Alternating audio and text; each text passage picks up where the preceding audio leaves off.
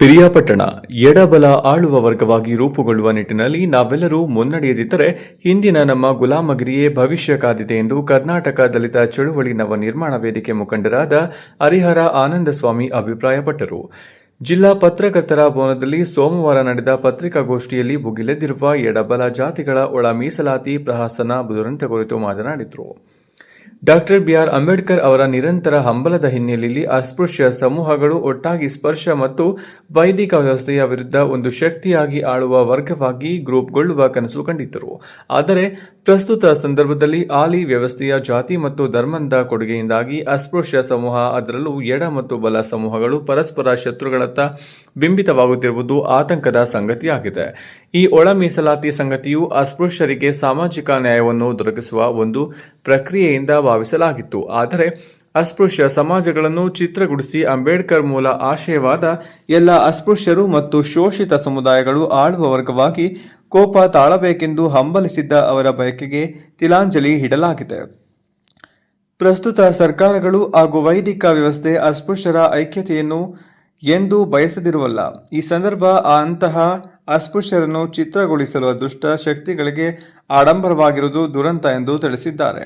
ಒಂದೆರಡು ಕೇಂದ್ರದಲ್ಲಿ ರಾಷ್ಟ್ರದ ಚುಕ್ಕಾಣಿ ಹಿಡಿದಿರುವ ಮನುವಾದಿ ವಾರಸುದಾರರು ಅಸ್ಪೃಶ್ಯರ ನಡುವಿನ ಬಿರುಕನ್ನು ಸ್ಥಿರಗೊಳಿಸಲು ನಿರಂತರ ಷಡ್ಯಂತ್ರ ನಡೆಸಿ ಯಶಸ್ವಿ ಆಗುತ್ತಿದ್ದು, ಇನ್ನು ರಾಜ್ಯದ ಆಡಳಿತ ಚುಕ್ಕಾಣಿ ಹಿಡಿದಿರುವ ಸರ್ಕಾರ ಕೇವಲ ವೋಟ್ ಬ್ಯಾಂಕ್ ರಾಜಕಾರಣವಷ್ಟೇ ನಡೆಸುತ್ತಿದೆ ಎನ್ನಿಸುತ್ತದೆ ಎಂದು ತಿಳಿಸಿದ್ದಾರೆ. ಬಹಳ ಭರವಸೆ ಇಟ್ಟು ಕರ್ನಾಟಕ ಆಡಳಿತ ಚುಕ್ಕಾಣಿ ಹಿಡಿದವರಿಗೆ ಅಸ್ಪೃಶ್ಯರು ತಮ್ಮ ಶಕ್ತಿ ಮೀರಿ ಬೆಂಬಲಿಸಿ ಅಧಿಕಾರಕ್ಕೆ ಇರುವ ಸಂದರ್ಭವನ್ನು ಒದಗಿಸಿದರು. ಆದರೆ ಸರ್ಕಾರ ಈ ಮೀಸಲಾತಿ ವರ್ಗೀಕರಣದಲ್ಲಿ ಕ್ಷುಲ್ಲಕ ರಾಜಕಾರಣ ನಡೆಸಿದಂತೆ ಭಾಸವಾಗುತ್ತಿದೆ. ಪ್ರಾರಂಭದಲ್ಲಿ ನಾಗಮಹಂತ ಯೋಗದ ಬಗ್ಗೆ ಅಸ್ಪೃಶ್ಯರೆಲ್ಲರೂ ಹೆಚ್ಚು ಭರವಸೆಯನ್ನು ಹೊಂದಿದ್ದರು. ಆದರೆ ಅವೈಜ್ಞಾನಿಕವಾಗಿ ಪ್ರಸ್ತುತ ಅಸ್ಪೃಶ್ಯರ ನಡುವಿನ ಸ್ಥಿತಿಗತಿ ಹಾಗೂ ಸಾಮಾಜಿಕ ಹಿನ್ನೆಲೆಯನ್ನು ಗಂಭೀರವಾಗಿ ಪರಿಗಣಿಸಬೇಕಾಗಿದ್ದ ಆಯೋಗ ಕಾಟಾಚಾರಕ್ಕೆ ವರದಿಯನ್ನು ಸಿದ್ಧಗೊಳಿಸಿದೆ ಎಂದು ಹೇಳಬೇಕಾಗುತ್ತದೆ. ಆದರೆ ಜನಾಂಗೀಯ ಅಂಕಿಅಂಶಗಳನ್ನು ಪಡೆಯುವ ಹಿನ್ನೆಲೆಯಲ್ಲಿ ಬಹಳಷ್ಟು ಅನನ್ಯತೆಯಾಗಿದ್ದು, ಅಸ್ಪೃಶ್ಯರ ಎಡಬಲ ಸಮೂಹಗಳ ಜನಸಂಖ್ಯೆಯ ಮಾಹಿತಿಯನ್ನು ಕಲೆ ಹಾಕುವ ಹಿನ್ನೆಲೆಯಲ್ಲಿ ಬಹಳ ದೋಷಕ್ಕೆ ಎಡೆ ಮಾಡಿಕೊಟ್ಟಿದೆ. ಈ ದೋಷಪೂರಿತ ಸಂಗತಿಗಳನ್ನೇ ಮುಂದಿಟ್ಟುಕೊಂಡು ರೋಸ್ಟರ್ ವ್ಯವಸ್ಥೆಯನ್ನು 665 ಎಂದು ವಿಂಗಡಿಸಿದ್ದು ಮೇಲ್ನೋಟಕ್ಕೆ ನ್ಯಾಯ ದೊರಕಿದೆಯೇನೋ ಎಂಬ ಭ್ರಮೆಯನ್ನು ಮೂಡಿಸಿರುವುದು ಸರಿಯಷ್ಟೇ. ಆದರೆ ಈ ಮೀಸಲಾತಿ ವರ್ಗೀಕರಣದ ಹಿನ್ನೆಲೆಯಲ್ಲಿ ಉದ್ಯೋಗಗಳು ವಿಂಗಡಣೆಯ ಸಂದರ್ಭದಲ್ಲಿ ಎಡಬಲ ಸಮೂಹಗಳು ತಮ್ಮಲ್ಲಿಯೇ ತಾವು ಕಚ್ಚಾಡುವ ಮಟ್ಟಕ್ಕೆ ಇಳಿದಿರುವುದು ದುರಂತವಾಗಿದೆ ಎಂದು ತಿಳಿಸಿದ್ದಾರೆ. ಈಗಲಾದರೂ ಸರ್ಕಾರ ಒಳ ಮೀಸಲಾತಿ ಸಂಗತಿಯನ್ನು ಅತ್ಯಂತ ಗಂಭೀರವಾಗಿ ಪರಿಗಣಿಸಿ ಎಡಬಲ ಜಾತಿಗಳ ನಡುವಿನ ನಿಜವಾದ ತಾರತಮ್ಯವನ್ನು ನೀಗಿಸಿ ಎರಡು ಸಮೂಹಗಳಿಗೆ ನ್ಯಾಯ ದೊರಕಿಸುವ ನಿಟ್ಟಿನಲ್ಲಿ ಸಾಮಾಜಿಕ ಪ್ರಯತ್ನ ಮಾಡಬೇಕೆಂದು ಅವರು ಸರ್ಕಾರವನ್ನು ಒತ್ತಾಯಿಸಿದ್ದರು. ಈ ಸಂದರ್ಭದಲ್ಲಿ ಸಿ ಹರಕುಮಾರ್, ಸೋಮಯ್ಯ ಮಲೆಯೂರು, ಸಿ ಗೂರು ವಿಜಯಕುಮಾರ್, ಟಿ ಈರಯ್ಯ ಬಸವಣ್ಣ ಹಾಜರಿದ್ದರು.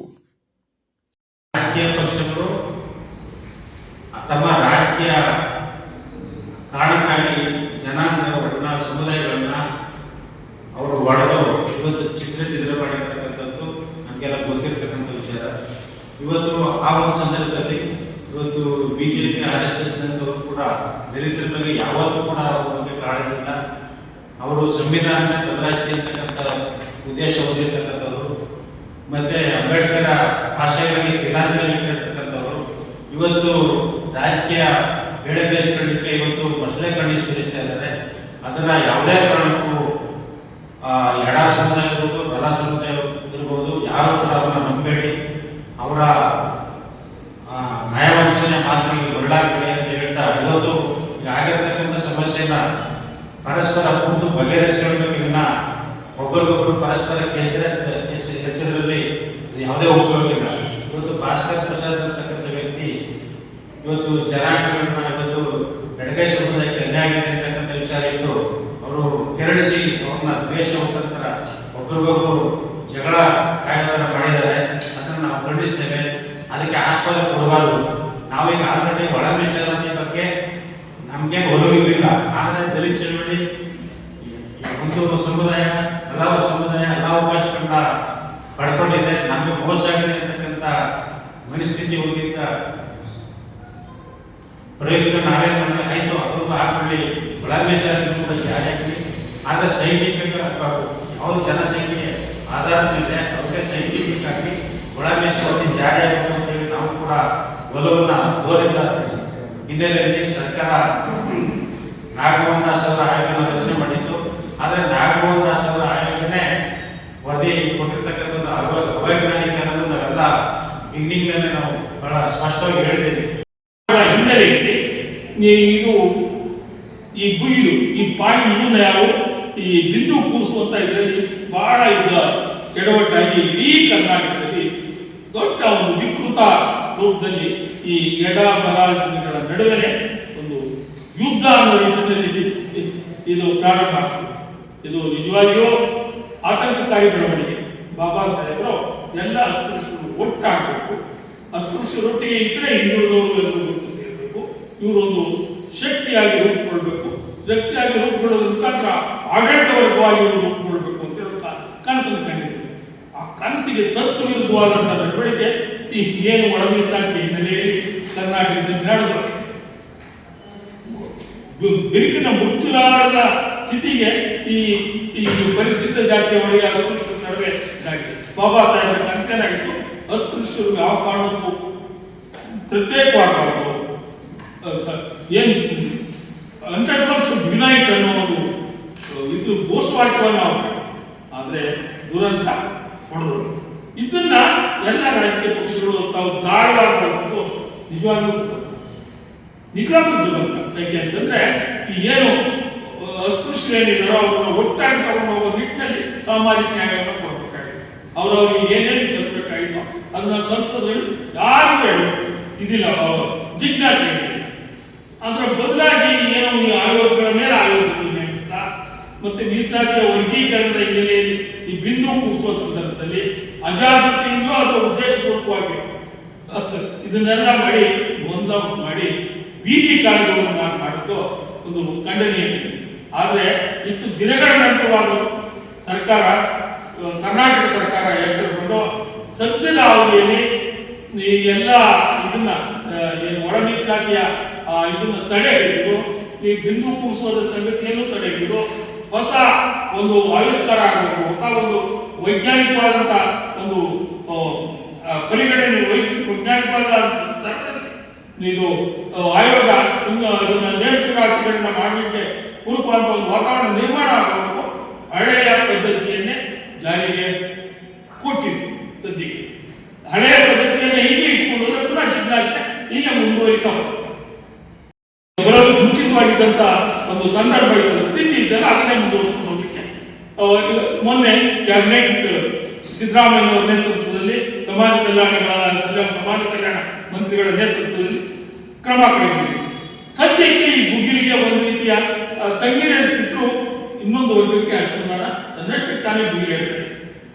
ಇದು ಎಲ್ಲವನ್ನು ತಪ್ಪಿಸ್ಬೇಕಾದ್ರೆ ಕೂಡಲೇ ಈ ಏನು ಸಾಮಾಜಿಕ ಸ್ತರದಲ್ಲಿ ಯಾರ್ಯಾರಿಗೆ ಎಡ ಸಮೂಹಕ್ಕೆ ಏನು ತಲುಪಬೇಕು, ಬಲ ಸಮೂಹಕ್ಕೆ ನ್ಯಾಯೋಚಿತವಾಗಿ ತಲುಪಬೇಕು ಮತ್ತು ಎಲ್ಲಕ್ಕಿಂತ ಹೆಚ್ಚಾಗಿ ಇವರು ಯಾರು ಅಲೆಮಾರಿಗಳಿದ್ದಾರೆ. ಅವರೊಂದು ದೇಶ ತುಂಬಾ ಇವತ್ತು ಕರ್ನಾಟಕ ತುಂಬಾ ವಿಲೇಜಿದೆ.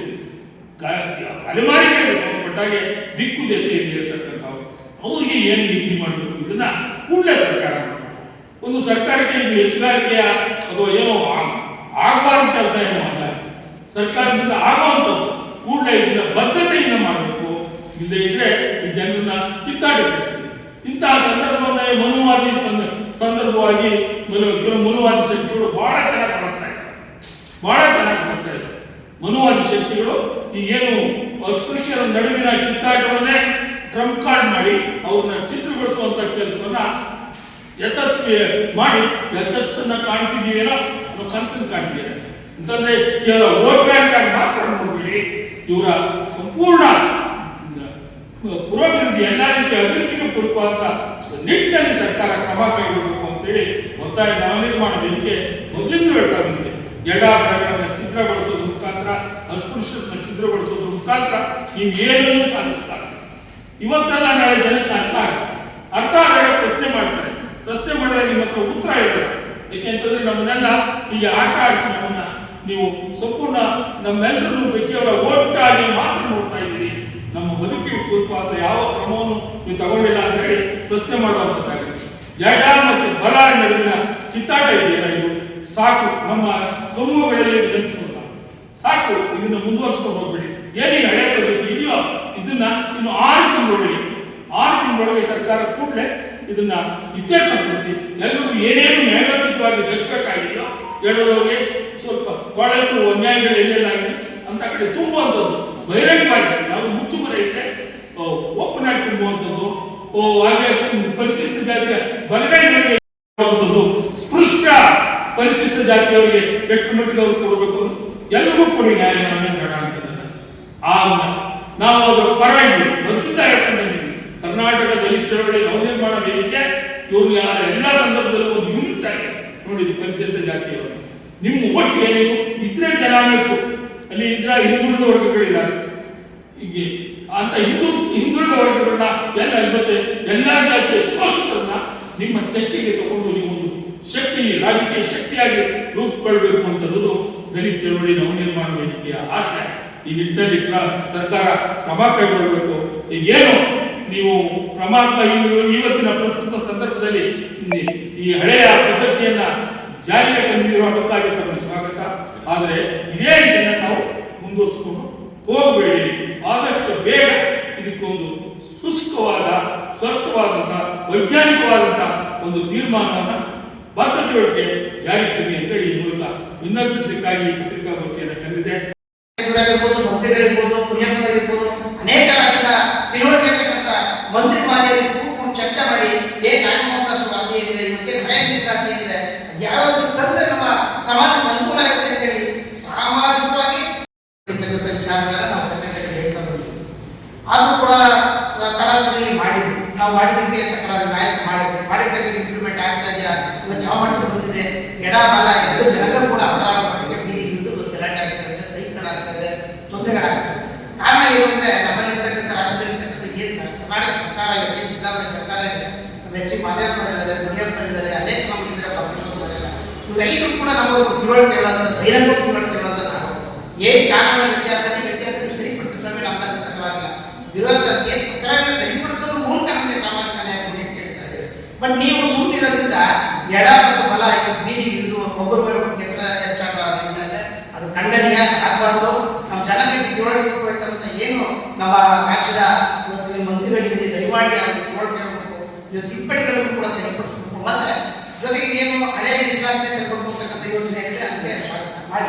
ಆದರೆ ನಾನು ಹೇಳೋದೇನಪ್ಪ ಅಂತಂದ್ರೆ ಈಗ 50% ಮೀರಬಾರ್ದು, 50% ಮೀರಬಾರ್ದು ಅಂತಕ್ಕಂಥದ್ದು ಜನರಲ್ ಏನಿದೆ ಅದೊಂದು ಕಡೆ SC ST ಏನ್ ಮಾಡ್ಬೇಕು ಅದೊಂದು ಕಡೆ ಇಟ್ಟು ಅದ್ರಲ್ಲಿ ನಮಗೆ 3 ಮತ್ತು 15% ಏನಿತ್ತು ಅದು ನಮಗೆ ಎರಡನ್ನೂ ಕನೆಕ್ಟ್ ಮಾಡಿ ಉಳಿದದ್ದು ಒಂದು ಕಡೆ ಇಟ್ಟು ನೀವು ಕೋರ್ಟ್ ತೀರ್ಮಾನ ಮಾಡ್ತಾರೆ ಅದು ಹಂಚಿ ಹೋದ್ರೆ ಇಲ್ಲ, ಅದೇನೋ ನಮ್ಮ ಪರವಾಗಿ ಹಾಗೆಲ್ಲ ಹಳೆ ಪದ್ಧತಿ ಮುಂದುವರಿಸಿ ಕೋರ್ಟ್ ತೀರ್ಮಾನ ಅದನ್ನು ಕೂಡ ಮಾಡಿ ಎಲ್ಲರಿಗೂ ಕೂಡ ಮಾನದಂಡ ಇಟ್ಕೊಂಡು ಎಲ್ಲ ಒಂದು ಸಮೀಕ್ಷೆ ಮಾಡಿ ನೀಟಾಗಿ ಈ ಜನರಿಗೆ ಒಂದು ಸಾಮಾಜಿಕ ನ್ಯಾಯ ಕೊಡಬೇಕಂತ ಇವುಗಳು ಸುಮ್ಮನೆ ಇದ್ದಾಗ ನಮಗೆ ಬಹಳ ಸುಲಭವಾಗ್ತದೆ. ಈ ಎಡಬಲ ಬಹಳ ಅತ್ಯುತ್ತಮವಾಗಿ ಪ್ರೀತಿ ವಿಶ್ವಾಸದ ನಾವು ದಲಿತ ಸಂಘಟನೆಗಳನ್ನ ಕಟ್ಕೊಂಡು ವಿವಿಧ ಸಂಘಟನೆಗಳು ಕಟ್ಕೊಂಡು ಕೆಲಸ ಮಾಡೋದು. ಬಟ್ ಇತ್ತೀಚಿನ ದಿನಗಳಲ್ಲಿ ಕೂಡ ಈಗ 35 ವರ್ಷದಿಂದ ಮಾದಿಗ ಸಮುದಾಯ ಬೇಕು ಬೇಕು ಹೋರಾಟ ಮಾಡ್ತಿದ್ದೆ ಎಲ್ಲರೂ ಗೊತ್ತಿರುತ್ತಾರೆ. ಆದ್ರೆ ಏನಕ್ಕಾಗಿತ್ತು ಜನತೆ ಬೇಡ ಅಂತ ಆಯ್ಕೆ ಒಪ್ಪಿಗೆ ಮಟ್ಟ ಮಾಡಿಬಿಟ್ಟು ಮಾಡಿದ್ರೆ ಅದನ್ನ ಇಂಪ್ಲಿಮೆಂಟ್ ಮಾಡುವಾಗ ತರಾತುರಿಯಲ್ಲಿ ಏನೆಲ್ಲ ಮಾಡಕ್ ಹೋಗಿ ಬಂಧಗಳನ್ನು ಮಾಡಿ ಮತ್ತೆ ನಮ್ಮ ನಂಬರ್ 2 ಎಸ್ಟಿ ಹೋಗಿ ಇವತ್ತು ನಂಬರ್ 2 ಎಲ್ಲಿ ಹೋಗ್ತಾ ಇದೆ, ನಂಬರ್ 1 ಎಲ್ಲಿ ಹೋಗ್ತಾ ಇದೆ, ನಂಬರ್ 2 3 ಹೋಗ್ತಾ ಇದೆ, ನಂಬರ್ 1 ಮತ್ತು 9 ಹೋಗ್ತಾ ಇದೆ. ಸೊ ಈ ರೀತಿ ಮಾಡಿದಾಗ ಹಿಂದೆ ಇದ್ದಿದ್ದು 1 ಎಸ್ಸಿ ಹೋದ್ರೆ 2 ಗೆ ಎಸ್ಟಿ ಹೋದ್ರೆ ಮತ್ತೆ 7 14 21 27 ಈ ತರ ಬರ್ತಾ ಇದೆ. ಆವಾಗ 33 ತನಕ ಬಂದಾಗ ಅದು 5:1 ಬರ್ತಿತ್ತು. ಸೊ ಈ ಸಂದರ್ಭದಲ್ಲಿ ಅದು 99 ಆದಂತ ಸಂದರ್ಭದಲ್ಲಿ 80% ಕ್ಲಿಯರ್ ಆಗಬೇಕು ಅಂತದಲ್ಲಿ ಈ 80% ಅನ್ನ ಈಗಿನ ಸರ್ಕಾರಗಳು ಮತ್ತೆ ಏನು ವಿರೋಧಿಸಿ ಇದೆ ರಿಕ್ರೂಟ್ಮೆಂಟ್ ವಿರೋಧಿಸಿ ಆ ವಿರೋಧಿಸಿ 80% ಫ್ಯಾಕ್ಟರ್ ಫಿಲಪ್ ಮಾಡ್ಕೊಂಡು ಆಗುತ್ತೆ ಬಂದಿದ್ದಾರ. ಈ 80% ಇಂದ ಮಾಡಿಲ್ಲ ಇಂಡಸ್ಟ್ರಿನ ಇದನ್ನ ಅವತ್ತು ರಿಸರ್ವೇಶನ್ ಅಂತ ಕೊಟ್ಟಾಗ ನಮಗೆ ಇದನ್ನ ಕರೆಕ್ಟಾಗಿ ಎಲ್ಲಾ ಇಲಾಖೆಗಳು ಕೂಡ ಕಾನೂನು ಸಿನ್ಸಿಯರ್ ಕೆಲಸ ಮಾಡ್ಕೊಂಡು ಬಂದಿದ್ದಾರೆ. ಇಲಾಖೆಯ ಅಧಿಕಾರಿಗಳು ಎಲ್ಲಿಯೂ ಮಾಡಿಲ್ಲ. ಆ ದಿನನೂ ಕೂಡ ನಿಜವಾಗಿ ಎಸ್ಸಿ ಹೋಗ್ಬೇಕಂತ ಕ್ಯಾಂಡಿಡೇಟು ಬ್ರಾಹ್ಮಣರಿಗೋ ಗೌಡರಿಗೋ ಲಿಂಗಾಯತರಿಗೋ ಹೋಯಿತು. ಇದನ್ನ ನಾವು ಸರ್ಕಾರ ಮಟ್ಟದಲ್ಲಿ ಪರಿಶೀಲಿಸಿದ್ದೀವಿ. ಸರ್ಕಾರ ಮಟ್ಟ ಪರಿಶೀಲಿಸಿ ಎಸ್ಸಿ ಹೋಗ್ತಕ್ಕಂಥ ಕ್ಯಾಂಡಿಡೇಟ್ನ